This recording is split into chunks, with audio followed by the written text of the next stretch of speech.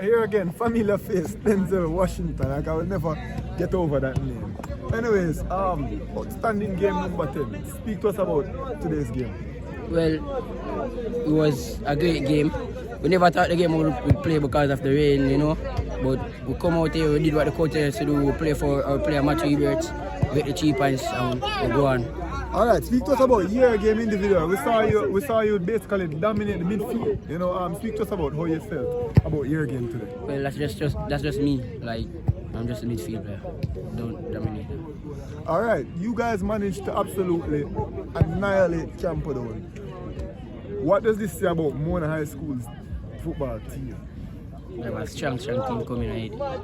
Look out for it. And going forward, will we see more performances like this one? Yes.